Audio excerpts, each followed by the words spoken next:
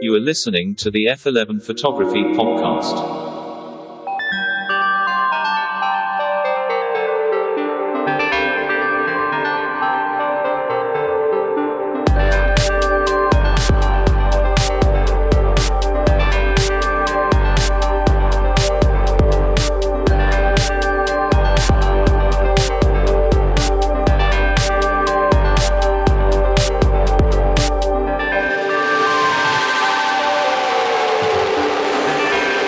To the chasers of light, to the purveyors of pictures, to all of you listening, this is the F11 Photography Podcast.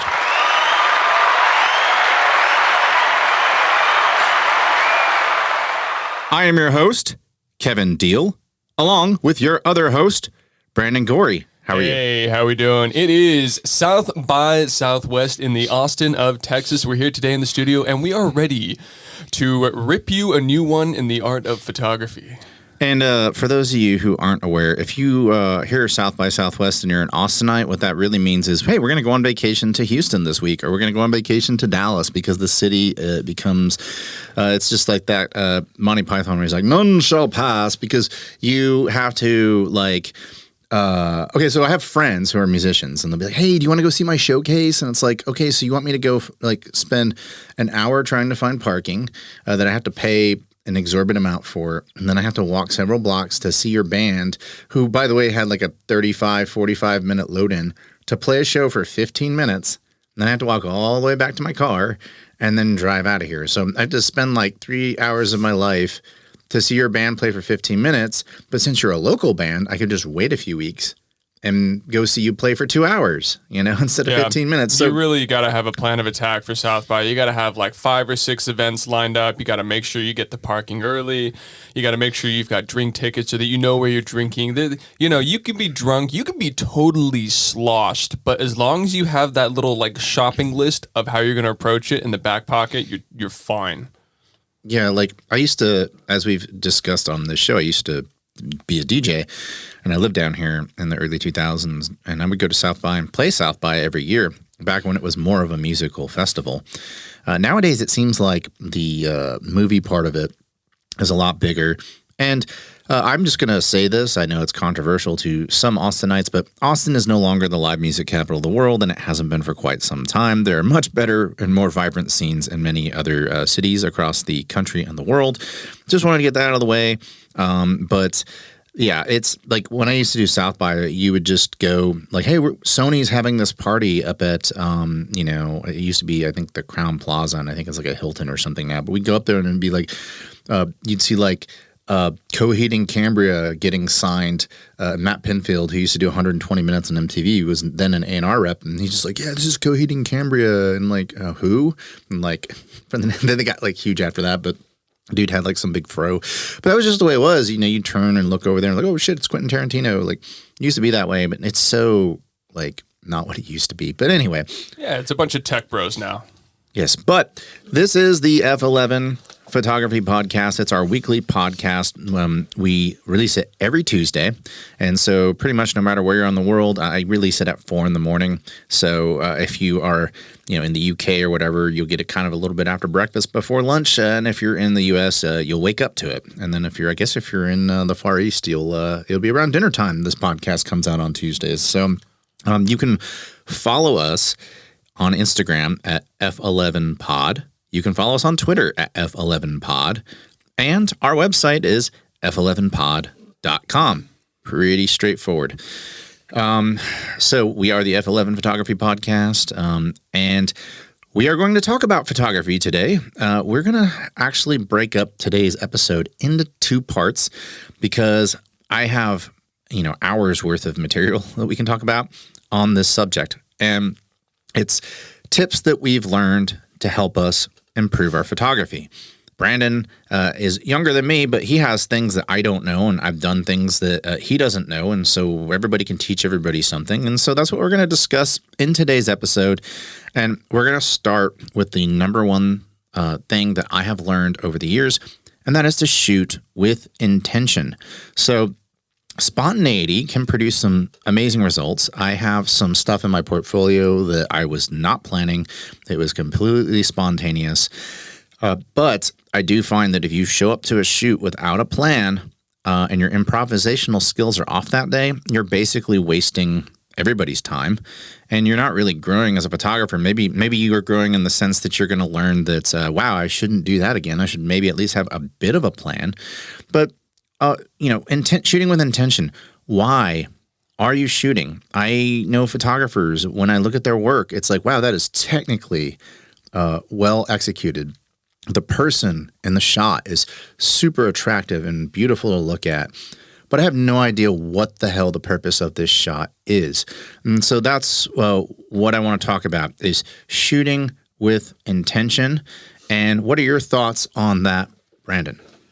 Ooh, that's a good one. As soon as you said shooting with intention, I was thinking, you know what? That was my favorite thing that I learned to do as a photographer. And it wasn't shooting with intention. It was have a fucking plan. Because too often I get overconfident in my shoots and I'll just be like, you know what? This model's really talented. I'm in a space where I have complete control. I'm familiar with the location. And then I will go into said shoot. And the damnedest thing will happen. I hop on the improv train. And for 3 hours, it is nothing but improv and an uphill battle struggling to capture photos that would have been a breeze if I'd done a little bit of due diligence. Yeah, improvisation, like I said, sometimes you get some amazing results with it. And I'm not saying that you can absolutely go into a shoot without a plan and get good results. But if you don't have anything to fall back on, then you've got nothing. And so I always do a little bit of planning, at least. Really, I do a lot of planning. I'm not as maybe efficient as you are with the planning or as elaborate, but I do planning because sometimes, like I said, your improvisational skills, they leave you.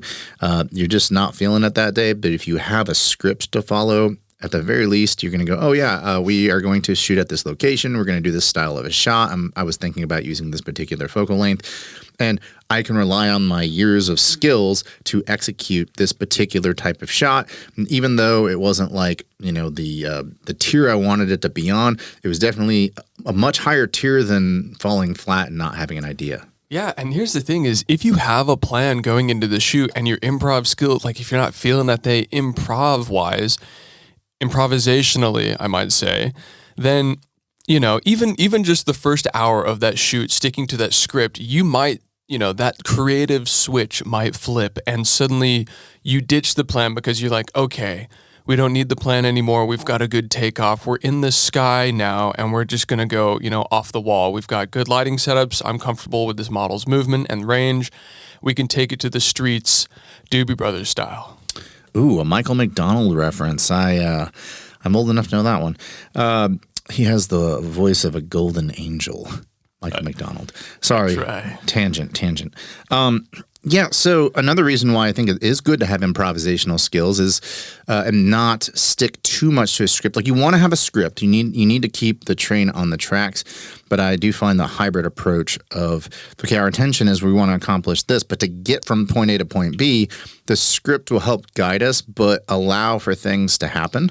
A lot of times too, like models have their own ideas, right? Maybe a stylist brings something in that you weren't expecting that kind of alters the shoot a little bit.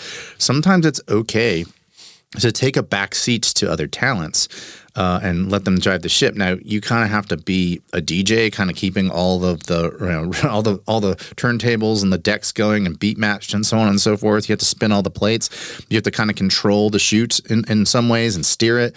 But I do find that if you're having a shoot that's styled or whatever, and you're shooting a model and there's other people involved, sometimes having other people lend their talents to a project can get you out of a rut. Like I find that, I'm talking about shooting with intention, but there are times when I go through an artistic rut and I will actually, like, if a model comes to me with an idea or a stylist comes to me with an idea, or the other day a makeup artist reached out to me and said, I really want to try this particular style of makeup. And I don't shoot a lot of beauty, but I was like, yeah, sure. I haven't shot beauty in a while. And so let's try this out. And so it's helping me get better as a photographer. But I just, but going back to the why, Like I said, I see photographers. I had a model reach out to me the other day and was like, "Hey, we're going to be shooting together soon. Here's some vibes I want to share with you." And she shared with me the vibe of this photographer that I don't like. Every time I look at their work, I don't see what the intention is. And so I was just like, well, why don't you just go work with them if you want that vibe? It's kind of, I don't want to say, I mean, I was a little bit insulted because I was like, I don't want to ever have my work compared to their work. Not because, they are a technically sound photographer. It was just like, I don't think my vibe is anything close to their vibe. So it's like, I can't shoot like that person, because if I shot like that person, I'd hate my work. And that's okay. There's a lot of styles that are very well done that I would hate if I shot them. You're really making me wish we could name drop on the episode. Yeah, that's not happening, bro. Yeah, just kidding. We'll mute the microphones. It wasn't you, so. Oh, okay. No, Brandon's work is awesome, but no, it was just I was like, man. But anyway, shooting with intention. I just, when you look at your work, do you ask yourself, why am I doing this? And I personally, that's something that is important to me. Now, you may just go, I just take pictures of things and that makes me happy. And that's totally fine. But like when I critique my own work, and I can go back, not too far. Sometimes I get into creative ruts and I'm just like, why did I take this picture? What story is it telling? Is there anything that's three-dimensional about it? Can I see beyond just a really technically executed picture with a really nice-looking person on it? And if the answer is no, I typically won't put it out there for people to see. And that's one of the ways that I critique my own work now, is because there are some shots that when I look at them, I'm like, yeah, that's cool, but I can't see the why. And that's like the kind of photography I'm attracted to, is I can see, oh, why did they do that? Oh, okay. I may be completely wrong about why they did that, because that's the beautiful thing about the artistic eye, but at least I could come to a conclusion of a why. If I look at it and I'm just like, that looks like a empty ass picture that wasn't like, okay, great. You work with beautiful people. That's awesome. Like I can go find beautiful people. I mean, shit, that's not that hard, but like when you look at these pictures 2, 3, 4 years from now, are you just going to go, well, okay, what was the point of taking that? Probably. Yeah, and I tell you what, it's speaking to your point, is it's honestly painful to hear you talk about, all those all the explanations and the thoughts and the self-criticism of why, because I go through the same thing. And the bummer is when you're culling through photos, or you're just culling photos. I'm not sure how to use that word, but I like it. It's like when you see the photo, when you see one that is going to stay, it's not because you're over analyzing it. It's not because you're talking yourself into keeping it. It's because you flipped to it, and in a split second, you just knew. You knew that was going to be a part of the set. And it's because that's how long it takes. If it gives you an emotional reaction, if it makes you react, if it makes you think, if it excites you within that split second of scrolling past it, then that means it's going to be included in the set. And the problem with that is when you don't have as many of those moments and those photos as you like in a session, then you start going back through the however many photos you took, and you start trying to justify to yourself. You're like, okay, I could include this one as well because it's almost kind of there, and it might pass, and the model might like it. The agency might, they might think it's better than I think it is. And then it just becomes this whole this clusterfuck of internal monologues and conversation that just lead you astray. So all that is to say that yeah, no, the intention's a big deal, and it's, you have to have intention while editing and selecting your photos as well. You are listening to the F11 Photography Podcast. And that leads me to the number 2 thing that I want to talk about, something that I've learned to improve my photography, and that is to cull more. And I want to talk about this because this is something that I'm passionate about. You only want the world to see your best work. People will judge you based off of your worst image. You could give them 100 images that they're just like, oh my God, that looks so amazing. And they're going to see that one bad image that stands out. And you know what? They're not going to hire you because of that bad image. And so only present your best work. And by the way, when you're doing collaborations and things like that with people, be very proactive on what you do and do not give to clients, because newsflash, clients fucking suck at picking pictures. If they knew about photography and what made great photography, they themselves would be great photographers. There are micro things that they don't see that drive you crazy because you are a photographer. So the way I do things now, if it's a work for hire, you do what you're told. But if it's a creative collaboration or something like that, what I personally do is I will go in and I will look at all the images and I'll be like, okay, what is bad with the photography? And I don't care if they nail the pose. If I cut their foot off or something, or they're not cropped right, I delete that shit. It's gone. I don't care if they nailed their pose, unless it's a situation where it's like, okay, I could crop them like halfway up the leg and make it a 3/4 shot. See that is the conversation I have in my head right there. Because I know technically if I cut their foot off, it's a fucking no-no. There's a part of my brain that is just like, we have like we, kick it into the pit like it's a disabled child in Greece in 2000 BC, whatever. But at the same time, the other part of me says, okay, but is that technicality detracting from the overall subject composition relationship of the shot itself? Because there is an image where sometimes a model gets the facial expression with the posture in the right, setting and environment. Maybe the wind's blowing the hair in just the right way, where the actual appeal and the presentation of the subject themselves overpowers the technical limitations of that photo. Well, okay, so in that situation, when I find a situation like that where it's like, oh shit, I cut off their hand or I cut off their foot or whatever, the first thing I do is kind of make it like a 3/4 shot or a headshot. Is there some way I can crop in more towards like, well, I cropped off, because if you're a beginner, what they typically will teach you to do is, let's say you crop somebody's hand. What you do is you go up to the center of their arm or like the center, their forearm or the center, like somewhere on the bicep or the tricep area. You never crop out of joint. So you don't crop them at the elbow. You never crop them at the knees. You never crop them at the ankles. You always crop in between those because it looks intentional. If it's right at that in-between point, a lot of times it's like, oh, this person doesn't know what they're doing.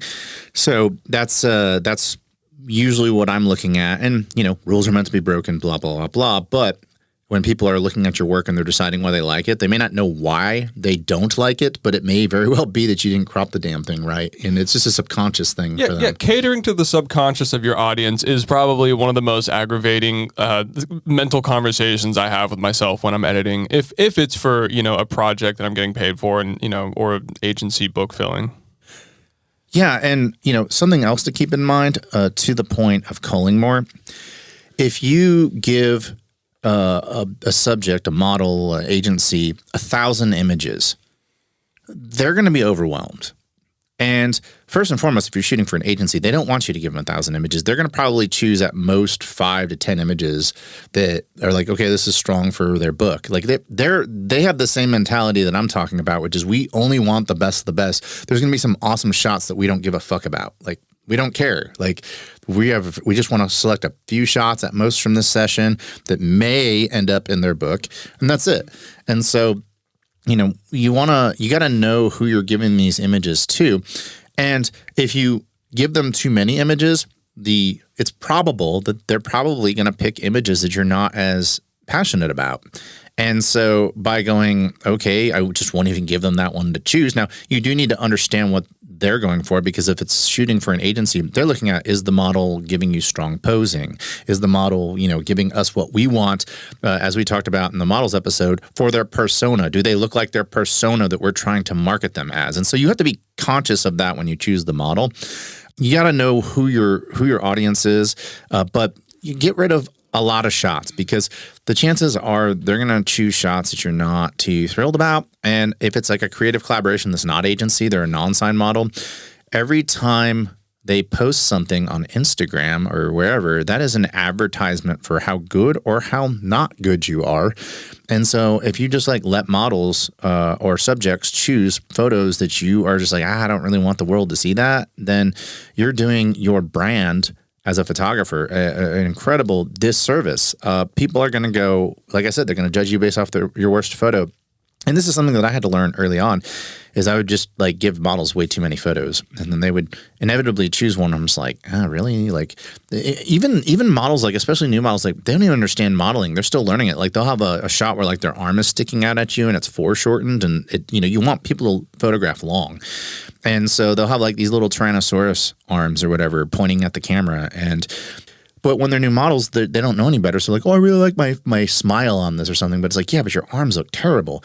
And so you kind of, as a photographer, need to like learn like, okay, what is a bad pose and a good pose, or at least kind of know the basis of that. Like, oh, maybe if we're doing beauty, we want the neck to photograph long. And so all my shots where I'm shooting above the nose, I fail to do that because as my camera is above the nose, it shortens the neck. Beauty is one of the only headshot styles where you shoot below the nose to elongate the neck. And so, don't even give them the option to do that because you're not casting them in the most flattering light. And subconsciously, they may not understand why they're choosing incorrectly, right? And so it's your job to kind of guide them into that direction. And it's really knowing your assignment. Like, oh, I'm shooting for an agency. Well, what's the assignment? I need to make sure I execute the assignment. And if you execute the assignment well, part of executing the assignment is giving them the proper images to pick and taking away the improper images, the images that they shouldn't be picking in the first place because it doesn't achieve their objective. Because as I said earlier, a lot of times clients are terrible at choosing images.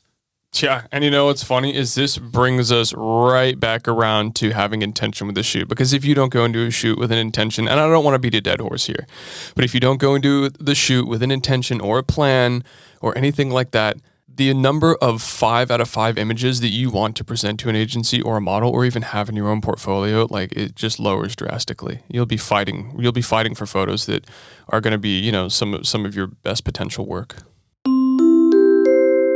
You are listening to the F11 Photography Podcast. Number three. We're going to talk about taking less pictures. Less pictures.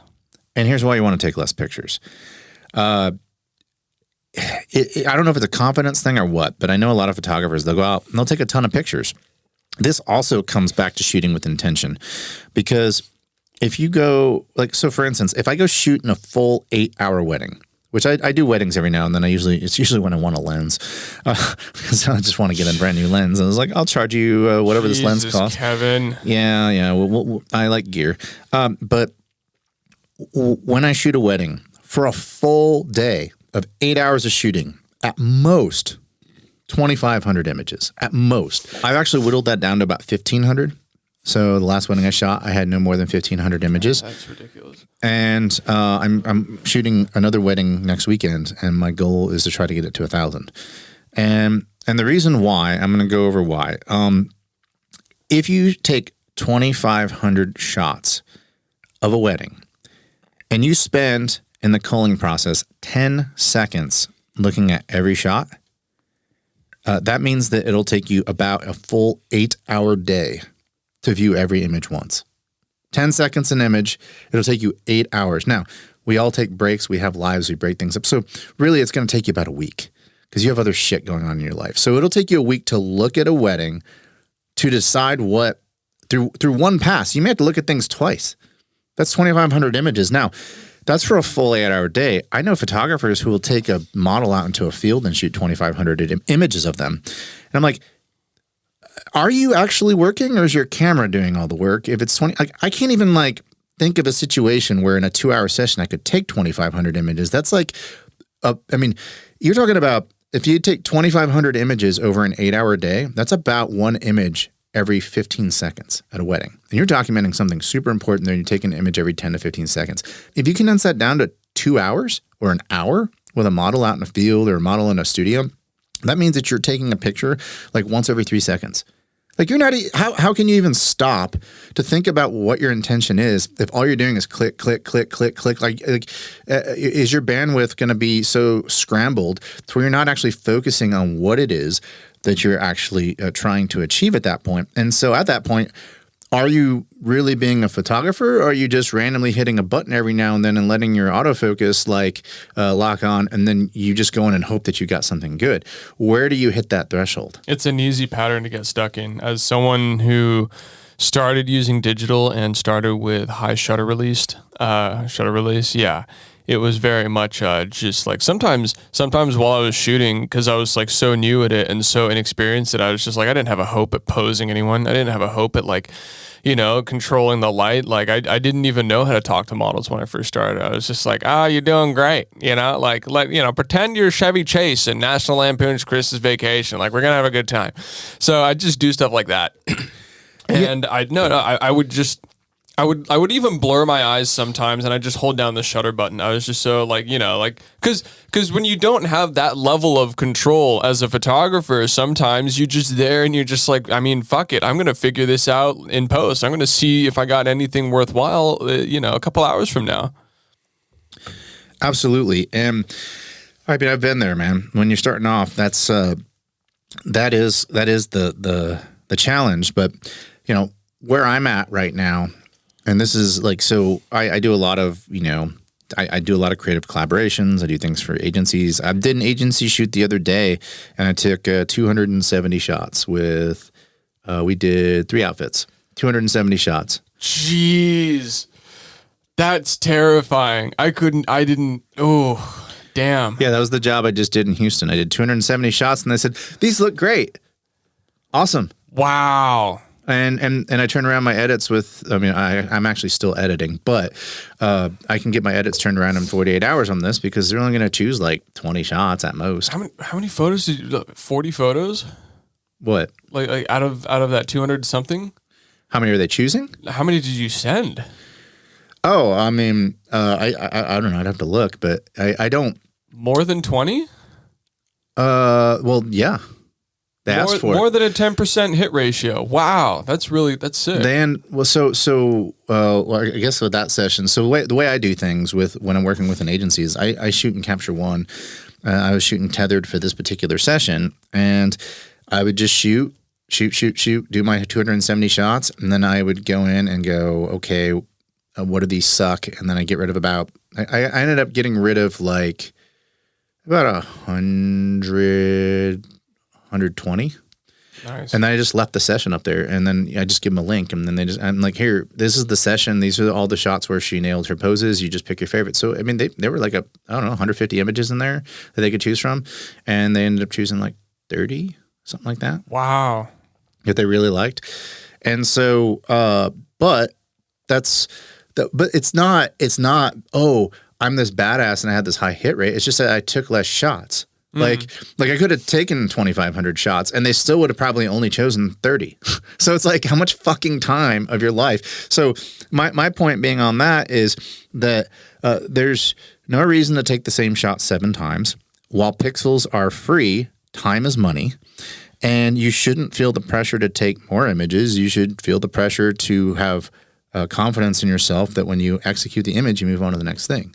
Right. And I was in and out of that session in an hour and a half. Jeez. Like it took me almost as much time to set up as I did to shoot. It's also really beneficial to that would ease cull fatigue, because like you stare at pixels for so long, you stop seeing shit after a while. You know what I mean? You have to take a break, take a breather, and reevaluate what the hell you're looking for. Yeah, like I had a brand I was shooting here in the studio, and we did 8 looks, and I took 700 shots. It was a full day. I took 700 shots. Jeez. And because how much time do you have? Like, do you not have the confidence as a photographer to go, I know how to take pictures. I know how to compose a shot. I'm shooting at f11 in the studio, so everything's going to be sharp. I don't have to worry about it being sharp or not sharp because I understand how depth of field works. My flash went off. I didn't bake them. I see that they're illuminating properly. My camera has enough dynamic range in post to where even if I do slightly overexpose them, I can save it. Or if I slightly underexpose them, I can pull up the shadows. Why am I having this internal dialogue with myself about my confidence? I should just go, no, I know what I'm doing. I hit it and I move on. And as somebody who shoots on film, I mean, you have to.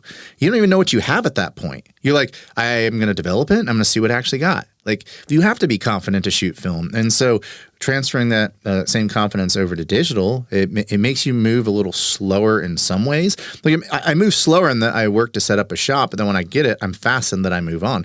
So maybe the session takes the same amount of time, but I took a third the amount of pictures. I had a photographer tell me the other day, like, oh yeah, I take on average 2,000 shots, and then he gives the models 2,000 shots to rate. Like, dude, you're doing it all wrong, man. God, what a nightmare. Yeah, total nightmare. But no, like the only time I will take 4 figures worth of shots, 1,000 or more, is if I'm shooting like an event all day, whether it be a wedding and I don't do a lot of event photography, but at that point I'm shooting like compressed raw, and I mean weddings it's much more involved, but like if I'm shooting like an event for some brand or something and they just have some party or something, I'm just throwing a filter on that and just charging them. Like, I mean, not a filter, like a preset, because at that point in time, this is not, they just want to like throw their stuff on Instagram and go, look, we had a party today or whatever. Like that's the extent that you should edit to. And we're going to have an episode on, editing and the whole we're gonna have a whole episode on editing and knowing when to go really deep into your edit and doing a 60,000 foot view of your edit and when to do each of those. So we'll do that on a future episode. But absolutely, you need to take less pictures, because if you are actually improving as a photographer, that means you should be getting more efficient, right? And so the very definition of efficiency is being more successful by having to do less. That's how efficiency works. So if you're still having to take 2,500 shots during a 2-hour portrait session, you need to learn how to not do that, because like you have a finite amount of time. And unless you just want to be culling images all day, I don't really see what the benefit would be of that. Now, there is a really, really cool new software I saw. I was in Las Vegas last week at the WPPI show, and I was at the Fuji booth. There's this really awesome wedding photographer that I follow on YouTube. His name's John Branch. He's a Fuji ambassador. And he did a lecture on this new AI software. I think it's called Imagine or Imogen or something like that. And basically what you do, and this would never apply to me because I don't use Lightroom and I don't shoot enough weddings to justify the cost of this, but it certainly does look appealing. So basically what you do is you take 5,000 of your images that you edited and you upload it to this AI, and it analyzes how you edit, even your masks and how you edit skin, because it can detect humans. That's in beta right now, but it'll basically detect how you edit. And as you change your editing style, like if you get a new wedding or whatever, or a new event, you can toss 4 or 5 more files in there, and it'll go, oh, your editing style is starting to change, and it'll start changing its AI based off of it. And like if you do a wedding, and by the way, what happens is like you take, like let's say you shoot 2,500 shots at a wedding. You take those 2,500 shots, you import them into your Lightroom catalog, and then you have this online host, and it doesn't upload the files. It just uploads the metadata of the files, all the data about color and all that. I don't remember what they call it, but basically it analyzes all your files from a server somewhere, and then it says, okay, I know what I need to do, and then it gets in your catalog and it just applies your curves, your exposure, contrast, all that stuff. It just applies all your color corrections to it. And I saw it work, and it was like 98%. And I'm like, if you think about how much time, if you have 2,500 shots you need to edit for a wedding, how much time, like, it did it in 3 minutes. It edited an entire wedding in like 3 minutes. Maybe it was 5. Maybe I'm overselling it, but it was like less than 5 minutes. It did an entire 2,500. And by the way, the analyzation, like it doesn't matter if you give it a 10,000 shot wedding or a 100 shot wedding, it analyzes it about the same speed. So it'll do it in less than 5 minutes. And it was like 95, 98% there. So he's like, okay, all I do now is when I'm culling, I just check its work. Because by the way, it even crops. It even understands how you crop things, and it learns that.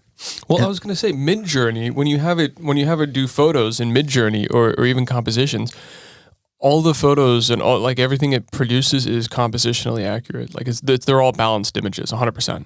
Yeah, it's awesome. And then of course that brings into the whole discussion of are you actually editing your own work? But you know what? That's a whole gray area unto itself, because if you hand your work off to a retouch artist, is it still your photo? Well, that's okay. Okay, so here's what you do with that. Okay, I'm not a wedding photographer, and I care way too much about my work to have AI just, fuck my catalog into some, past work mediocrity, whatever. That's fine. If you're a wedding guy and you want to like desaturate your greens and bump your yellows, fucking go for it. That's awesome. But me, I'm not that way. So what I would do is, instead of having it look at my work where, each shoot's going to be its own individual identity, I would go online and find my favorite and best micro dodge and burn retouched images without a color profile, just raw. I find them all for Nikon, and I grab a bunch of those fucking things that looked exactly the same, where the skin was impeccable, but there's no grading done, and I just give it to the AI, and I'd be like, all right, now retouch all my fucking images. I don't think it retouches, and it needs 5,000 minimum to analyze. Because, wow. Well, it makes sense. And if the AI is going to be accurate, it needs a lot of samples. So, and who knows, maybe they'll get that number down to 100 at some point, But that's where it's at right now. It's only for Lightroom, and I'm a Capture One user, so I couldn't use it even if I wanted to. But, maybe I'll shoot a wedding. Maybe I'll shoot a wedding and I'll toss it into Lightroom. Although I don't have I have 5,000 images in a Lightroom catalog, but it's 3 years old because that's when I switched over to Capture One and my editing styles changed. So it wouldn't do me much good. But basically what happens is they'll be like, okay, we'll edit this entire 2,500 photo wedding for you. And then like they charge you like per photo, and they charge you like 3 cents or something. I mean, basically for $70, you can edit your wedding in like 5 minutes, like 98% done. And then you spend like an extra day just going through and checking everything. But then you turn a wedding around in 2 days. That's crazy. But a little side tangent about taking less images and culling and all that. But I think it actually auto culls as well. It'll detect like 2 images are the same or whatever, and it'll do auto culling. So we're getting there. And that's actually something that maybe some of you want to look into who don't do crazy retouching and use Lightroom. Maybe you use a program like that to force you to look at less photos and post, and then just learn how to understand your work without having so much of it. And maybe it'll build your confidence and go, well, shit, AI knows I'm good. Like AI figured out that I'm good. It figured out that I was taking the same photo 7 times and it took 6 of them out. Dude, you want to take less photos? Fucking bring an 8 gigabyte SD card to a shoot, and that's it. Yes, especially with the Fuji GFX. So you'll get like 8 gigs, you get 16 photos, and that'll be it. It'll be like shooting 6 by 4.5, basically. Can you imagine doing that? You're just like, all right, pose, takes a shot, looks at it, or like delete. All right, hold that. Just keep going. Hi, I'm Jordan Groby, and you're listening to the F11 Photography Podcast. So, okay, we've gone over shooting with intention. We've gone over culling more. Yes, and now we've gone over taking less pictures. I want to steer the conversation into slowing down your edits. So when I was starting out in photography, I'm very much I want to please the client. I want to make them happy. And, I know photographers who are like, I am the fastest in terms of turnaround time. I edit so fast. Like I even have photographers who like name their photography companies after being quick, whatever. It'll be like Quick Edits or Quick Photography or whatever. Like they'll build their entire brand around that. Yeah, but that wouldn't work in a brothel. Oh boy, I guess not. But they build their whole brand around turning around edits and being quick. And I used to be that way too. But as time has gone on, I've realized that like we get emotionally attached to photos, and so this kind of ties into our very first thing of shooting with intention. That sometimes you plan something out, you put a ton of effort into it, and it just bombs. It's just fucking terrible. And then the shot that you put absolutely no effort into ended up being a portfolio shot. That is the way it goes sometimes. And I've noticed that sometimes if I look at my session right after I shoot it, I get emotionally I don't necessarily get emotionally attached to the best images. I get emotionally attached to the images that I put the most effort into. And that isn't always compatible with, like if you just take the end results and show them to people who have no emotional attachment to this shoot whatsoever. You don't show them to me, the model, the agency, the makeup, hair, any of that. You just show it to a random person who looks at photos and says, that's the better photo. Who are you to tell them that they're wrong? It's funny you say that. It's actually not funny. I didn't even know I had that problem. Cause like it's like a weird, like, it's like having a child. It's like you already know which photo you can't wait to edit, and then even when you're editing that photo, you're just like, how can I make this photo even greater? Like I need it to be bigger than life itself because this is the fucking shot. And then it's like my brother, who is also, he's not a photographer, but he's extremely artistically inclined. He got into Parsons for photography when he was younger. And so I'll have him look at some of my photos, and that one photo that you were talking about, or like that area of photos that you just want to just blow up into existence. You want it to, almost like represent you for a temporary period of time as a photographer. And like, I'll show that type of shot where I'm like, almost like I've gone through 5 different editing styles on it. I've tried 5 different color grades, and I'm like, how the fuck can I make this the best? And then I'll show my brother and I'll be like, dude, that's not the best shot, dude. That's not your work. It's not even good. It'll just tear me apart. It is what it is, man. Sometimes you just need somebody else. And that's good that you have that.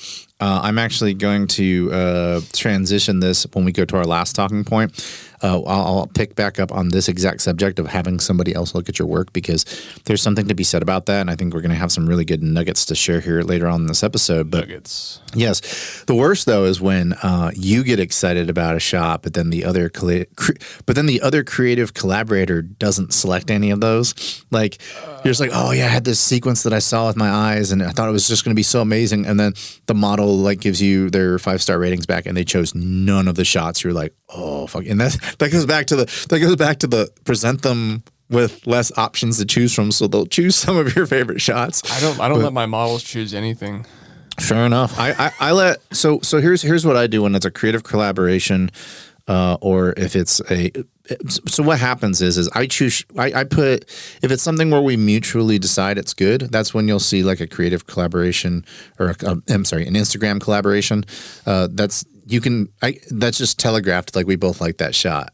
Or maybe I'm being polite. Sometimes they'll invite me to collaborate on something. I'm just like, meh. Really? I've had a couple of those, but that's my fault for giving them that photo in the first place. You make me sound like a psychopath, because I only collaborate on shots if it looks good on my feed and their feed at the same time. Yeah, but we talked about that in the other episode, that I don't take my Instagram as seriously as you do. I'm just like, whatever. I don't give a shit. So I don't take it all that seriously. I mean, I don't shoot. I rarely shoot 1x1, and I don't shoot 5x4. But you're making me present my work that way, so who cares? Like, you're not even technically, unless you intend to show all your work in that crop, that's not exactly the way you wanted to show it to the world anyway. And if I go to your website, I guarantee none of it's 1x1 or 5x4. It's all 2x3 or 3x4 or 6x4.5 or something like that. So you don't even present your work on Instagram the way you intended the world to see it. And that's my hard line approach on, I don't give a fuck about my Instagram.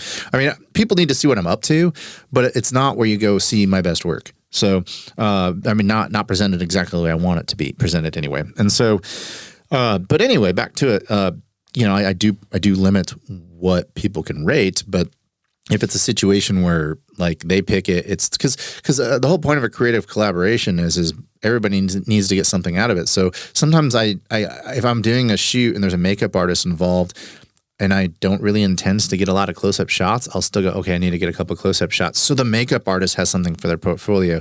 I do please others on these shoots because I want to keep those relationships going. And I want them to be happy with the results. So I will take a few shots. Like sometimes I'll go walk with a model around downtown, and we'll have a concept we're working on, and I can see a really cool shot that I've taken like 10 times with 10 other models, like a bridge we're under or something. I'm like, hey, there's a really cool shot to be had at this bridge. I'm just letting you know right now, I've taken it with like 10 other models and already have in my portfolio, but maybe you want it in yours. We can just knock it out real quick. Sometimes I'll deviate from the plan a little bit and have some shots that maybe they think are really cool that I'm just like whatever on. But it depends on the nature of the shoot. So usually that's more the first time I work with the model. I know that we've had this discussion. I am a little bit more less prepared the first time I work with a model than you are, because what I do is I try to like figure out how I want to work with them in the future.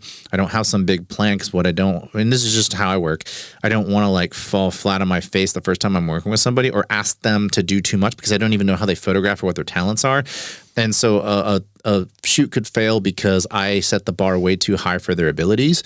And so that's why it's like a lot of my first test shoots with a model, I'm usually just going out and shooting black and white in the streets somewhere so I can figure out how they photograph. I'm going to be honest.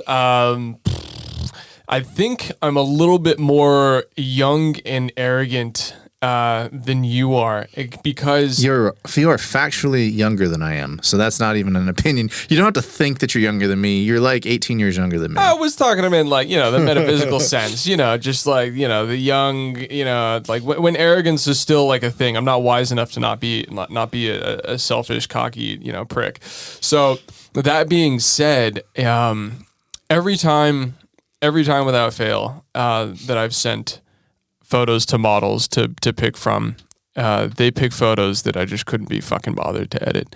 And that might sound terrible. That might stop people from working with me, but I've not, like, that was early on.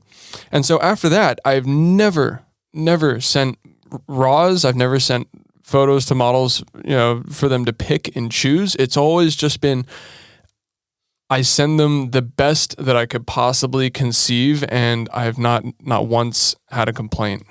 There's nothing wrong with that approach. I cull them down a lot, like we talked about. Like I limit what I let them pick, but what they end up picking, as I've gotten better at honing in on that, they're starting to pick more of what I like because I'm only sending them more of what I like. But I still let them pick because it's like if you're looking at the bigger picture, you're giving them some power, which I think is great. You are like the merciful tyrant. Yes, I will give you the options that I choose. Yes. The illusion of freedom. Hey, you know what? It's a good business decision. I'll just put it that way. Yeah. I hope no one actually like listens to this episode. It's a little bit revealing. Oh, it's not that revealing. No, every now and then I get lazy and I will send them a little bit more than I should, and then they'll pick one. I'm like, oh fuck, I should have spent a little more time on that. I have to edit. So my Apple Watch just went off, and I have some fake magazine on Instagram hit me up right now. Probably tell me how great my work is. They all do that, by the way. Your work isn't great if you're listening. They just are just going to tag you on posts and go, "Oh, we're here to promote talent." They all said the same shit. Someone's got to tell them. They got to make their buck. Absolutely. So we've gone over 4 things now? 3 things now? 4.5, I'd say. Maybe 4 1/3. I lost track. Oh yeah, it was 4 because we did shoot with intention. We did take less pictures, cull more, slow down your edits. Okay, I have a point I want to make about slowing down your edits. So like as I mentioned earlier on this, when I was starting out, I was a people pleaser. It's like, oh, I need to turn this around fast. And I remember, I heard some photographer sometime say, I'll get around to it when I feel like it. I was like, wow, what an arrogant prick. Jeez. But as I've gotten older, I am that guy. I'm that guy because if I'm going to do something that is going to help me improve as a photographer and help me grow as an artist, I have to be in the right headspace for it. And so I have a life. And so it's like, oh, I'm going to go, whatever. I have to go to the grocery store and I have to do this other shit. And now I need to get into this headspace to do this really intense artistic editing. No, I have to be there. And it may take me a couple days to decompress and separate myself from the work and then look at it with a fresh set of eyes. And then with that fresh set of eyes, only then can I actually do what's best for the work, which then is best for the client and myself and all of our books and all that. And so I was wrong that photographer was a prick. They were just right. They're just like so seasoned and grizzled. They're like, no. I'll look at it when I'm ready. And I'm that way now too. Now you have to still be a good businessman and set expectations. Like some agencies are like, we have to have them back within a certain amount of days. So you got to get your shit together and figure that out. But if there is a little bit more like openness and leeway there, then what I do is I just communicate. I'm very proactive about communicating, just saying, hey, and also you just need, this is another bonus tip for improving yourself as a photographer is obviously have control of your schedule and understand how deep you are with your edits. Always under promise and over deliver.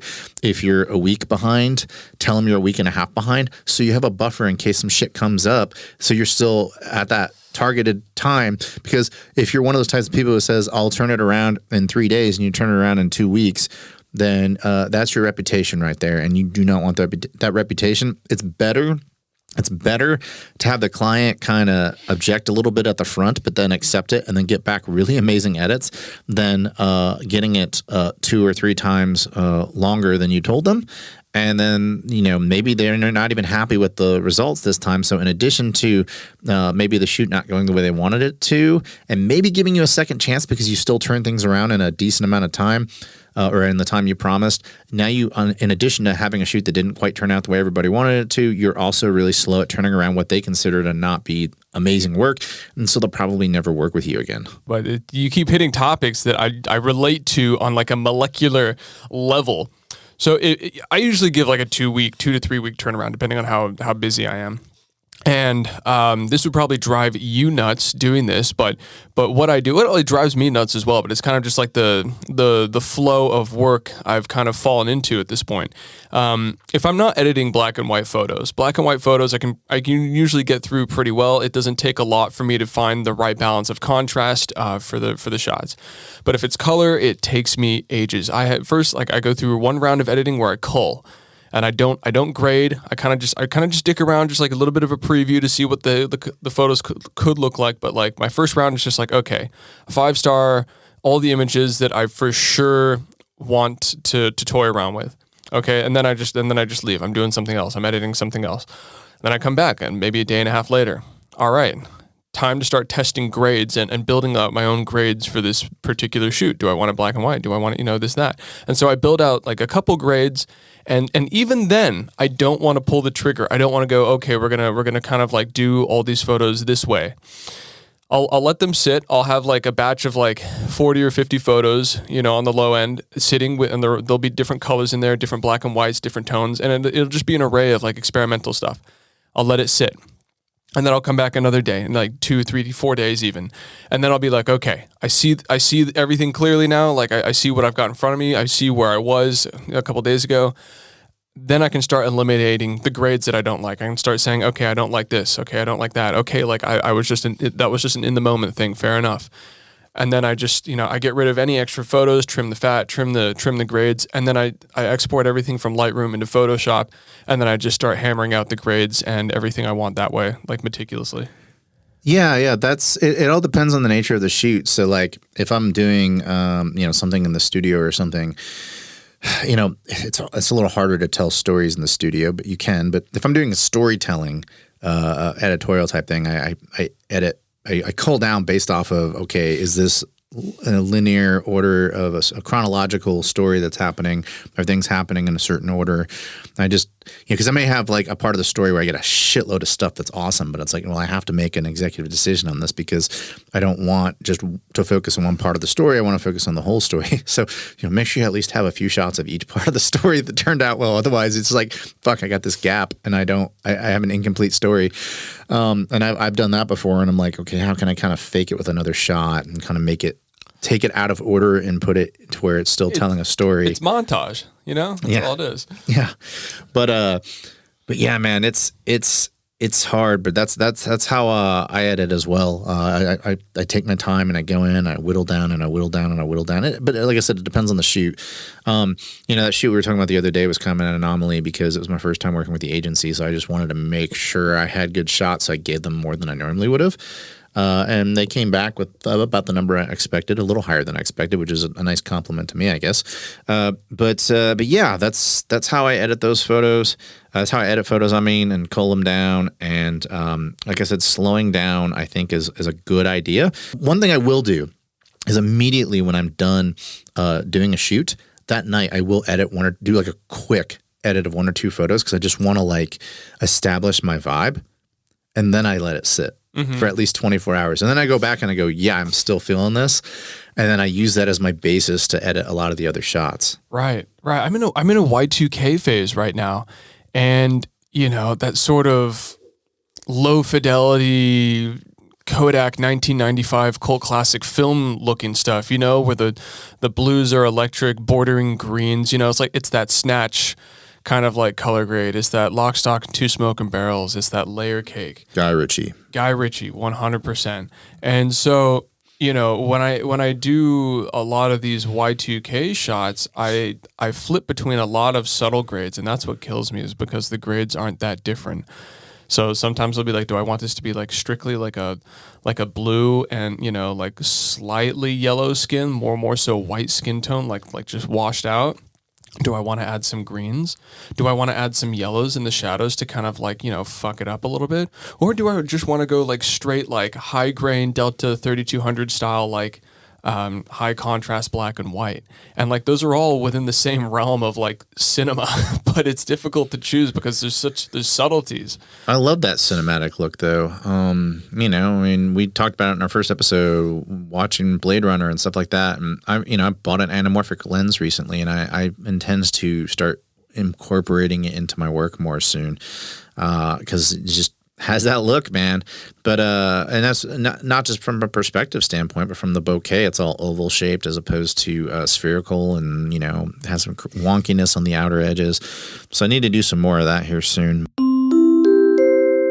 You are listening to the F11 Photography Podcast. But we're going to shift gears to the final topic today, something that you can do, especially if you're new to photography. Something that I cannot stress enough is, I know people who only make their money off of Instagram. That's where they get all of their business. And more power to them. And some of them do very well for themselves. But the one question I always ask them is, how much better would you be doing if you had a website? And so we're going to finish today's episode talking about the importance of having a website and why you need a website.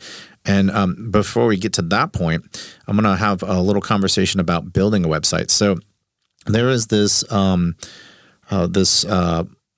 in marketing now, but they used to be a stylist in the fashion industry. There's just this amazing woman out in London that I met online and in Clubhouse. And she did a portfolio review for me. Very dry British woman, like will tear your ass to shreds. And that's exactly what I wanted her to do.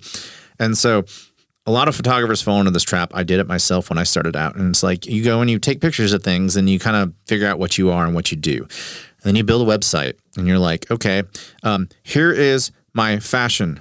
And then there's a tab for it. And here is my beauty. And there's a tab for it. And here are my weddings. And there's a tab for it. And here are my whatever portrait sessions or family sessions, or if you do boudoir, which I fucking hate, but whatever you do, you fall into that trap. Maybe you also do product photography. Oh, I do product photography, right? And then you have a product photography section. And before you know it, it's like, okay, I'm getting overwhelmed with all the shit that you do. And so I let her absolutely rip my portfolio to shreds. And it was one of the greatest things that I ever did for myself as a photographer. And this plays off of Brandon's commentary he had about his brother tearing his work to shreds. You need somebody like that. And it's not, brothers you can get away with, but like your significant other, you cannot get away with the person you share the bed with. The person you share the bed with, it has to say polite shit about you because they got to sleep next to you. So they're not going to tell you your work shit if it's shit. You need somebody in your life who will tell you that your work is shit when it is shit, and then tell you when it's good. And so this lady who is super badass. I mean, all she does, what she does now is she runs a magazine, and so she clears copyrights for photographers and stuff. So she looks at photography all day. She also happens to be a perfumist, which I learned so much about perfume from her. That's really cool. Yeah, like during the pandemic, I'm a little sidetrack.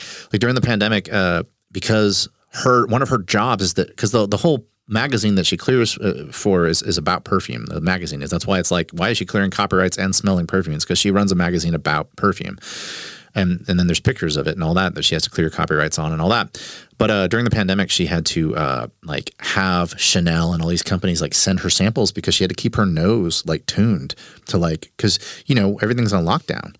And so it's like I'm not smelling perfume all the time, and I'm losing my talents, my abilities. So she would have like Chanel and all these companies like send her perfume samples so she could just stay on top of her profession. It's crazy. It's just crazy. That's so cool. Yeah. And I had like a 2-hour conversation with her about perfume. I don't fucking wear perfume, but it was just so fascinating. But anyway, so what she had the ability to do was she gave me the ability to step outside of my portfolio and look at my portfolio in a way that I could not do before she ripped it to shreds. And so as I mentioned before, I was talking about like, oh, yeah, here's my beauty, here's my fashion, here's this and that, and I have all these different categories. And she's like, fuck that. If you can't tell people in 2 or 3 photos or less that you can shoot beauty, you can't shoot beauty. You can't tell people in 2 or 3 photos or less that you can shoot weddings, then you can't shoot weddings. And so she's like, you don't shoot weddings and fashion and beauty and editorials. You shoot people, you shoot places, and you shoot emotions. And I want you to take your entire fucking portfolio and I want you to put it into those 3 categories. And I want you to cull your images down to like your top 2 or 3. And it can go across genres. So like you could take a really gorgeous picture of a wedding at a gorgeous location, and that would be under your places section. But you get a shot of a groom crying when he sees the bride for the first time, and that's under the emotions section. And I'm just like, huh. Then this light bulb went off, and I saw my work completely differently. And it completely redesigned my website. Like I just built my website around her advice. And that's another thing that she does is she also built the website for her magazine. And so she's like all these fucking wizardry ideas that she's just throwing out there. And I'm like, whoa. And so now I did alter it over time because I actually like to also just go, here's a 6x6 section of film I do. And here's I still branched out and made it my own thing a little bit. But I took my entire website and built it around that core. And the reason why I'm telling this story is because everybody who is a professional, for the most part, has a website, right? You can sell your shit on Instagram if you want, but you're going to have a ceiling, unless you just are one of those Kardashian type viral people who get lucky and get shit tons of money off Instagram. The rest of us don't do it that way, and there are clients of different ages who experience media differently, and so the younger generation, they experience a lot of media through their phone, but the younger generation isn't who has the money. The people who have the money get AARP cards. They are older, okay? They are over 40, 45. They're the ones who have the most disposable income. And they don't enjoy media that way. They don't consume media that way, especially when they're looking to part with their money. A lot of them go to a website. And if you're like, hey, I'm a photographer, one of the very first things that they're going to do is go to your website. And if your website is shit, remember what I told you at the beginning of the episode, they're going to judge you based off of your worst photo. That's why if you cannot sell a wedding in 2 or 3 photos, that what's going to happen is, and this is why she told me to do it this way. Put your best 2 shots in there that show that, fuck yeah, I can shoot a wedding. And then a prospective client will look and go, yes, you can shoot a wedding, and they'll hire you. But if you put like, because I see photographers do this, they'll be a wedding photographer and they'll put like 200 shots of each wedding on their website. And it's like, I'll go through and there's like mediocre photo after mediocre photo. And it's like, I'm not going to hire, I will find a reason to not hire that person to shoot a wedding for me. I'm already married, but in that hypothetical scenario. And so you're actually shooting yourself in the foot. Like, don't do that. Like if you cannot do it in just a few photos or less, then you can't do it. Like, or it's not that you can't do it, it's that you're going to give them an excuse to not hire you for it. But if all they see is just your absolute best, even if there's not a lot of it, like I've actually changed it up and I got hired for a wedding. They just look at 2 or 3 photos like, wow, these are amazing. And then if they ask for more photos like offline, you can kind of give them a little hand selected gallery and just give them like a little taste more, but don't give them a full wedding. Like, I wouldn't do that personally. And I'm just using weddings as an example. That's great advice, though. Less is more. Yeah, because like I said, I can look at 100 photos of yours, and if I find your worst photo, I might just be like, all of a sudden it's like, I don't know, man. Yeah, these were all fucking great, but Yeah, but I could sit on the other side of that table and go like, okay, like I feel the need to show more of my best work. Because I feel like that builds credibility, but I might be wrong listening to you now. The advice I was given is you can go more heavily in one area than another. So like if you go to my website, like, I don't necessarily think I have as many emotion shots as I do people and places. And I renamed it. I didn't want to do people, places, and emotions. I think I named it something like humanity, time and place. Because I always think that, time and place is important. And I think I did emotive for the third part, just make it stand out and look a little unique. They basically said in each one of those sections, no more than 20 images total. And that's across genres. That's beauty, wedding, and emotions. Like find your 20 best shots of emotions that talk about your DNA as a photographer and how you're able to translate emotion, because they can see it in other genres. So like if I can get an emotion in some other setting, they didn't see me translate that emotion in the scenario of a wedding, but they still saw me translate it, so they know that I could. But because I'm using my best shots of emotions, my best shots of things that are happening in places, and then my best shots that show humanity in people, people can draw that from your work, even if it's not the genre they're trying to hire you for. I've had commercial brands just look at all my modeling work and hire me based off of that, and just, like, I'm shooting like average Joes and shit, you know. I'm not shooting professional models, and they're just like, no, you clearly know how to shoot people. Like, that was what they said. It's like, yep. So I got worked. hired to shoot a Latin American jazz band show last night. It was absolutely phenomenal. And I talked to the director of the record label that hired me, and he said, like, you know, we loved your work, so, you know, we're glad to have you here. And I was just like, I don't have any like show work whatsoever. It's the darndest thing. If you just show your best work, period, not your best work of each genre necessarily. Like, you could have like 1 or 2 shots from each genre, but maybe you have 6 from another. But it's the compilation of your best shots of people, your compilation of your best shots of places and all that. And the reason I say this, because I also shoot street photography, and so in my places section of my website, I have a lot of my street photography on the places, but I also have really good editorial shoots. My best editorial shoots where I'm shooting models at places.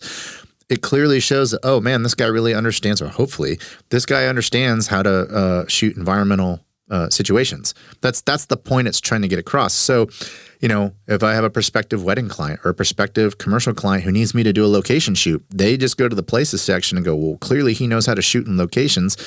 It doesn't exactly match up what we need him to do, but we see from this body of work that he knows the assignment and he can execute it. And so that was the point of that.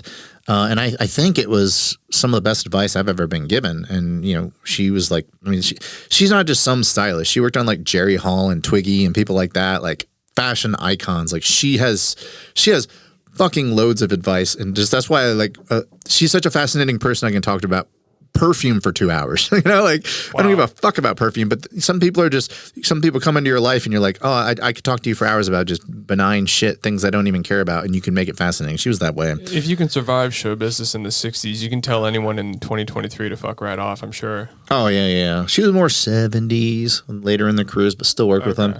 To the point of the website, another big piece of advice I want to give all of you on a website is make sure that everything on your website is no more than 2, at most 3 clicks away.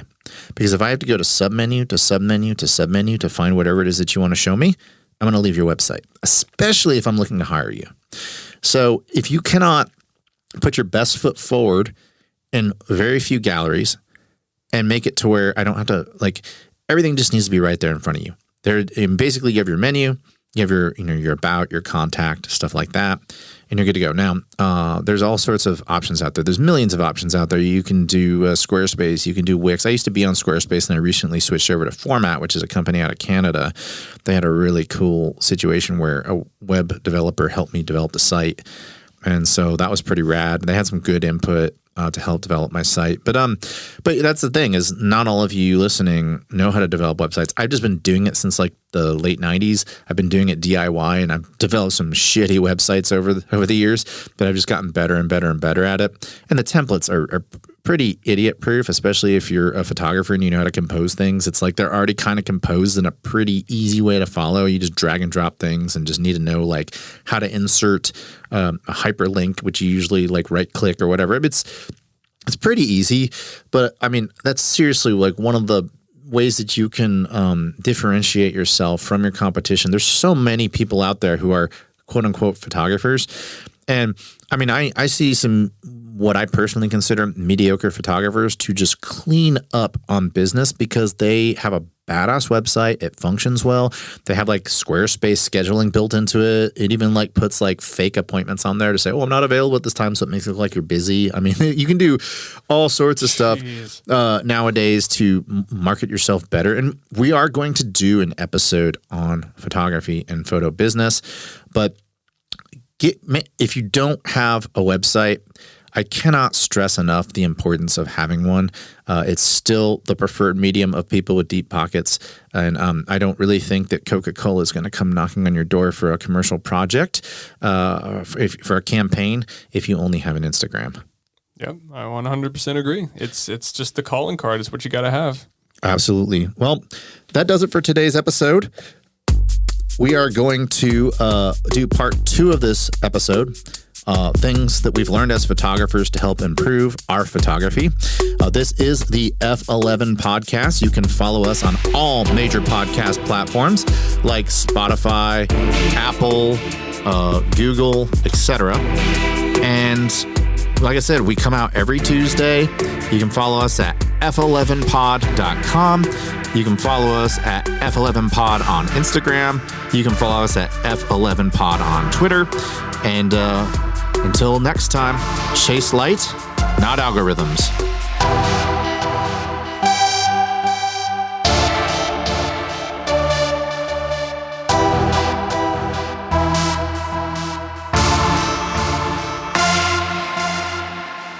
Thank you for listening to today's episode. For more information about this podcast, go to www.f11pod.com.